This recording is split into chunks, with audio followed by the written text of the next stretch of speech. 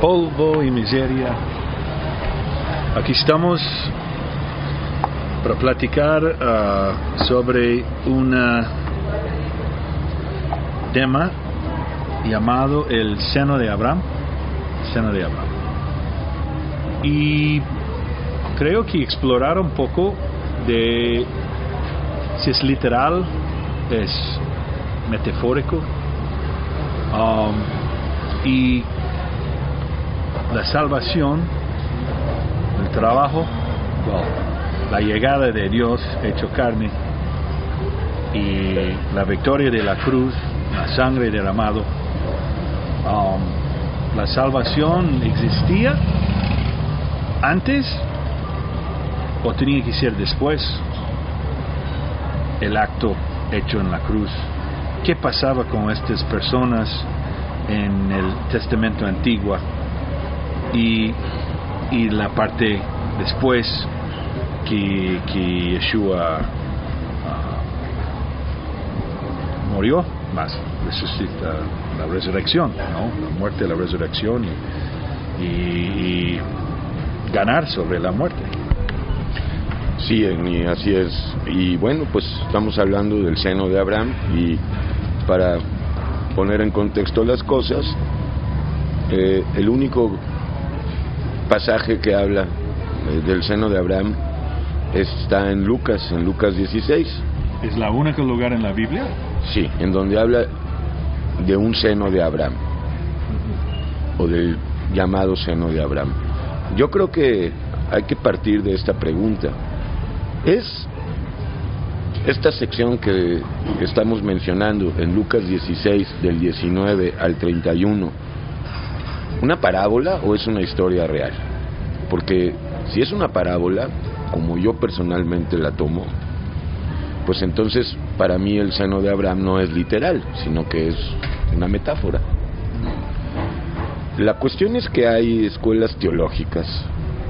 Dicho sea de paso, Dios no se lo revela a los teólogos, sino a los niños y a las niñas, que sostienen que el seno de Abraham es literal. Literalmente hay un lugar denominado en este capítulo el seno de Abraham.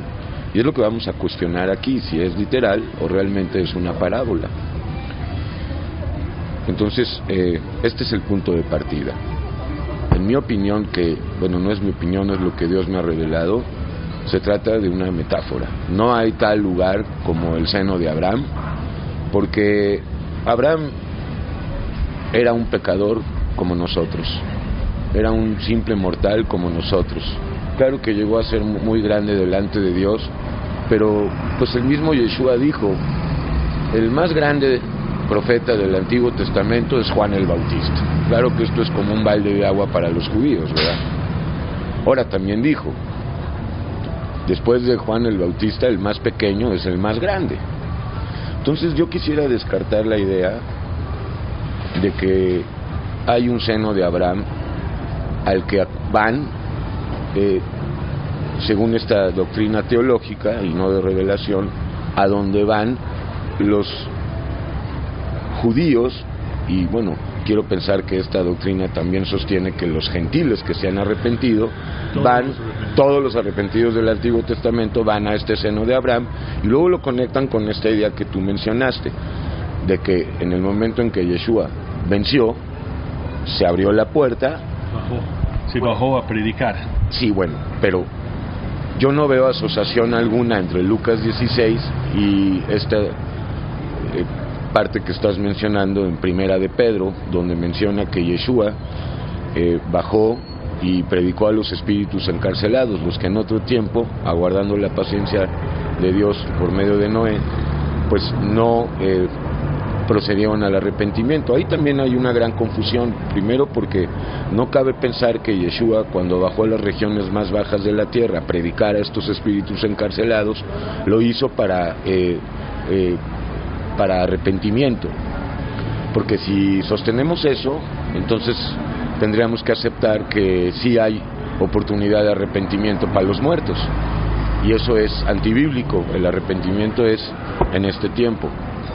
No cabe pensar que es posible arrepentirse una vez que ya pasaste la primera muerte. Entonces yo sí sostengo, él fue a predicar a los espíritus encarcelados, pero no para arrepentimiento, sino para que quedara testimonio ante ellos de que Yeshua es Dios, porque pues la promesa dice: toda rodilla se doblará, tanto en el cielo como en la tierra, como debajo de la tierra. Volviendo al punto, yo no veo asociación entre Lucas 16 y este pasaje de Primera de Pedro, del cual también habla Pablo en Efesios, de ese evento de cuando Yeshua bajó. Entonces, sí, es Primera de Pedro 3, del 19 al 20. Entonces, no veo asociación. Aquí el tema es el seno de Abraham, y me parece muy importante pues aclarar la postura personal, que repito, no es personal, no se trata de algo literal, y es un peligro tomarlo como algo literal. Yo lo veo como Dios me lo ha revelado, y Dios es un Dios que se revela en simplicidad y en sencillez. Todos aquellos y aquellas personas del Antiguo Testamento que se arrepintieron antes de la encarnación de Yeshua están arrepentidos en el momento en que murieron, su cuerpo, van directamente ante la presencia de Dios. Cuando muere su cuerpo. Muere, ok, su alma. Su cuerpo. Ajá, cuando muere el cuerpo, la alma. Pasan la primera muerte, el alma no muere hasta que se va a la segunda muerte, si es que ese es el caso. Es el caso de los cainitas. Estos teólogos dicen que, pues, los personajes del Antiguo Testamento se fueron al seno de Abraham, y que cuando Yeshua ganó en la cruz, la puerta se abrió, entonces ya fueron trasladados de ese supuesto seno de Abraham a la presencia de Dios. Para mí no es bíblico esto, porque primeramente, ¿quién es Abraham para que se le diga el seno de Abraham? Es evidentemente una metáfora. Abraham no ocupa un lugar especial o más especial que otros. Well, Dios no es excepción de personas. Oh, sí, concordo. Mas en términos de que sabemos de Abraham, era el amigo de Dios, Melquisedec reveló, ¿no? Dios reveló. Hay cosas importantes en la historia de Abraham, a donde tenemos a donde comienza la llegada de la ley, ¿no? Un personaje importantísimo, siguió a Dios sin ley, pero eso no lo hace especial como para llegar al grado de decir que hay un seno de Abraham. No, solo diciendo que de punto de Abraham, bíblicamente, era donde Dios quería multiplicar como la arena, salió de su casa, salió de la esclavitud, tenía toda la historia de Egipto, regresando, la lucha, perdiendo tiempo, regresando, y ya empieza una historia profunda a donde llega Israel, ¿no? Así es, pero para mí eso no lo hace más especial que cualquier otro arrepentido. Entonces, para mí no hay tal cosa del seno de Abraham, es una metáfora, y este Lázaro pues fue directamente a la presencia de Dios, nada más que en la parábola del rico y el Lázaro le llaman el seno de Abraham, quizás como para un público judío, ¿no? Para que pudieran entender. Con esa razón, a lo mejor, o por esa razón, Lucas utiliza el término seno de Abraham, pero es simbólico. Sí, porque hay la parte que hablaste en Pedro, más este versículo, sin este versículo, mostrando a la gente tiempos de Noé, que yo aprendí de niño que todos que estaban antes de la victoria en la cruz, antes que Dios reveló y se completó su promesa de Génesis 3:15 y manifestó y murió, que toda esta gente antes estaba esperando ser liberado. No, para mí no tiene fundamento bíblico eso. Todas esas personas, incluido Abraham, en el momento en que salieron del cuerpo, que vivieron la primera muerte o pasaron la primera muerte, fueron directamente ya ante la presencia de Dios, al trono de gracia, y ahí están en este momento, y están esperando, sí, pero para que se complete la novia.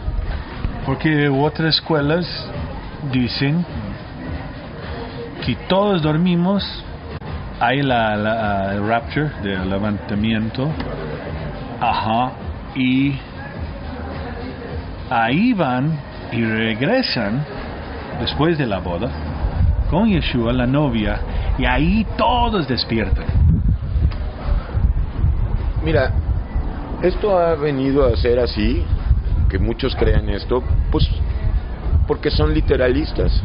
Entonces, cuando leen, por ejemplo, en Pablo, que es el que más utiliza la palabra dormición, pues unos ya duermen, pues lo toman literal. Pero yo hago la pregunta, ¿realmente Dios, después de que nos llama al arrepentimiento y padecemos gracias a Dios por Él, nos vamos a ir a dormir? Esto no tiene lógica. Y además, ¿por qué le dijo Yeshua al ladrón arrepentido, hoy estarás conmigo en el paraíso? No vas a ir al seno de Abraham a dormirte, hijo mío. No, uno puede decir que ¿por qué Yeshua haría ganar y era posible después de la victoria en la cruz que fuimos directo? Sí, pero esto también aplica para el Antiguo Testamento, aunque no se haya efectuado la obra de la cruz, porque en ese tiempo era el tiempo de la ley, y bueno, el tiempo de la ley viene de Moisés hacia adelante. Y no esperaba todos que estaban abajo de la ley, que Dios cumplió la ley para poder ser liberados de la condenación de la ley. Yo creo que un ser humano es liberado cuando está arrepentido, punto. Y estas personas del Antiguo Testamento quedaron libres de culpas, como nosotros, en el momento en que creyeron en Dios. Job es un ejemplo. Job es un ejemplo, exacto. Yo no creo en lo absoluto en esa doctrina miserable de la dormición, de que se van a dormir y un día... Solo los cainitas sí lo puedo aceptar, van a dormir, pero se van a levantar para el juicio del gran trono blanco, al final del milenio. Pero no los escogidos y las escogidas. Yo creo que el problema también está en que la gente, los teólogos hacen distinción entre escogidos y los que son parte de la novia. Y para mí no hay esa distinción. Todos los escogidos son parte de la novia. No hay tal cosa de unos son la novia, otros son escogidos. No, todos los escogidos, apuntados en el libro de la vida, en el libro del Cordero, pues van directamente ante la presencia de Dios. ¿Tú no crees que son dos libros?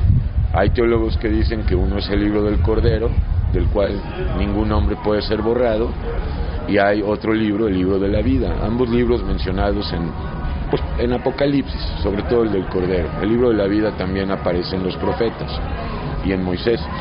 Pero no, yo no distingo entre dos libros, porque si, como estos dicen, del libro del Cordero nadie puede ser borrado, entonces se afianza la doctrina que para mí es diabólica de salvos siempre salvos.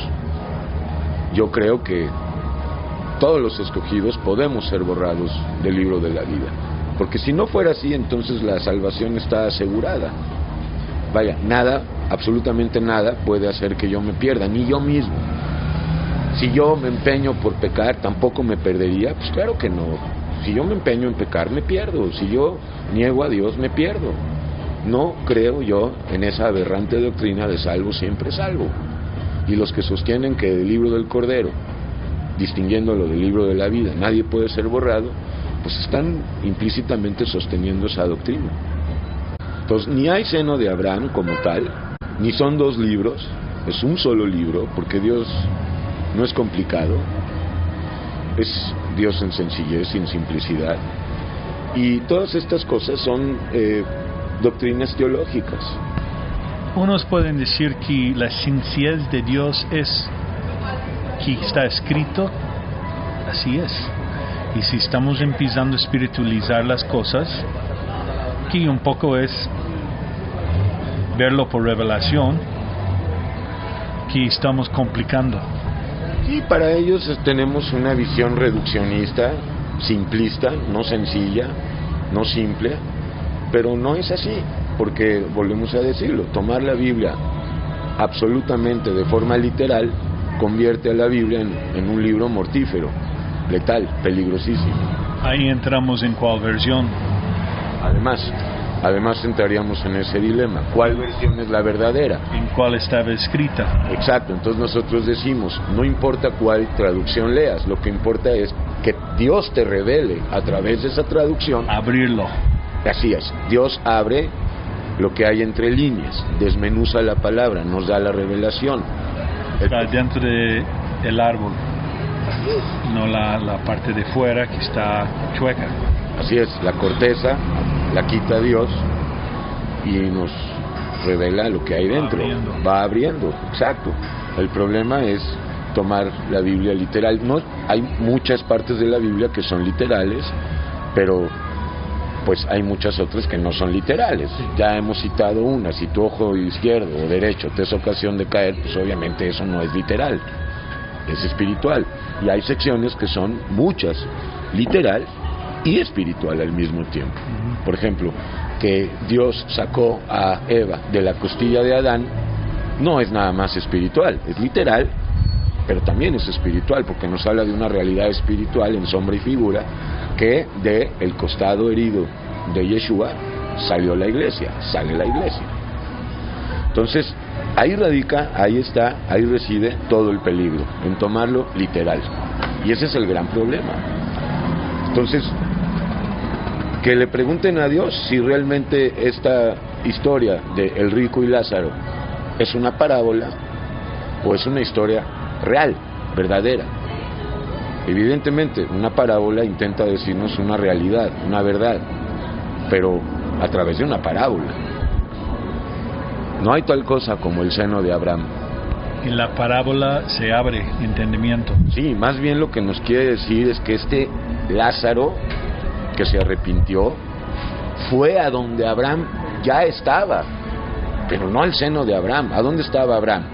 En su propio seno. Pues es inaudito. Estaba delante de Dios, y así fue llevado este Lázaro allí. Y el otro estaba de otro lado del río Hades. Entonces, por ejemplo, ahí estaba en tormentos. Entonces, asumimos que número uno no se arrepintió. Dos, si lo tomamos literal, entonces me contradigo a lo que acabo de decir, que los cainitas sí se van a dormir. Si lo tomo literal, entonces los cainitas no se van a dormir, ya están ahorita en un lugar de tormento. ¿Me entiendes? Entonces, aquí más bien lo importante no es dónde está el rico, sino dónde está aquel que sí se arrepintió. ¿En el seno de Abraham o delante de Dios directamente? Y también la parte que quería regresar y avisar a su familia para no llegar, y dice que no haría hacer una diferencia. Así es, y bueno, pues ahí concluye la parábola diciendo, pues si no creen en el que volvió de los muertos, pues tampoco te van a creer a ti, ¿verdad? Y bueno, pues muy importante eso, pero es más importante lo que siempre hablamos en Polvo y Miseria, más que saber la profecía y todas estas cosas, qué pasó con Noé y Cam, es vivir en el amor de Dios, vivir en juicio contra la criatura vieja personal todos los días, vivir en el amor de perdón, vivir en las pruebas, padecer persecución. Esto es lo importante. Y la esencia es que no somos Dios.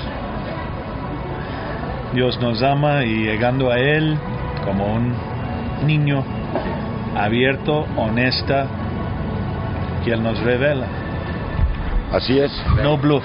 No bluff. Y la idea de que los creyentes, los llamados creyentes, término que no me gusta, los arrepentidos más bien, se van a ir a dormir y un día van a despertar ante la presencia de Dios, es aberrante para mí, es inaudito. No tiene sentido. Si ya pasamos de muerte a vida, ¿por qué nos vamos a ir a dormir? Aunque dicen los teólogos, es que no vas a tener conciencia del tiempo, vas a irte a dormir y un día, sin darte cuenta de lo que pasó. No, yo creo firmemente que en cuanto una persona arrepentida sale del cuerpo, va directamente ante la presencia de Dios. Hoy estarás conmigo en el paraíso. Punto. Y eso va para los del Antiguo Testamento y los del Nuevo Testamento. Porque lo que importa, a fin de cuentas, lo único que importa es el arrepentimiento y recibir a Yeshua, el Espíritu Santo. Eso es lo que importa. Pobre miseria. Escríbete, participa. YouTube, SoundCloud y la página. Apéndice. Así es, apendicitis. Nada más para dejar en claro que no hay relación alguna entre Lucas 16, la parábola de Lázaro y el rico, con la sección de Primera de Pedro 3, del 19 al 20. No se puede asociar estos dos pasajes, porque en Primera de Pedro 3 dice que estas almas estaban encarceladas, prisioneras. Entonces no se puede asociar el seno de Abraham con un lugar de prisión. ¿Hay otras traducciones que usan otras palabras que encarcelado? Sí, prisionero. Siempre en el mismo sentido, de que es un lugar donde estaban encarceladas ciertas almas a las cuales Yeshua les predicó en espíritu. Pero lo volvemos a decir, no para arrepentimiento. O sea, esa predicación ya no fue para que esas almas se arrepintieran, sino únicamente para que esas almas que no obedecieron en ese tiempo oyeran el testimonio del Cordero de Dios y la justicia pudiera aplicarse. Y también no tenía en ese tiempo la ley. En tiempos de Noé, Exacto. no tenía la ley. No, Ya cuando estaba la ley, ya tenía condenación. De hecho, ni en el tiempo de Abraham. Abraham salió de Ur de los Caldeos sin ley. Salió Mas a través de Abraham empezó la historia para llegar a la ley. Propiamente empieza desde Noé y aún antes. Lo que pasa es que muchos teólogos la quieren situar con Abraham, a partir de Abraham. Se puede, Abraham marca un hito, o bien la circuncisión, la justificación por fe y no por obras, pero en realidad la promesa viene de mucho más atrás. Desde antes de Noé inclusive, con el hijo sustituto que Dios les dio a Adán y a Eva, Set.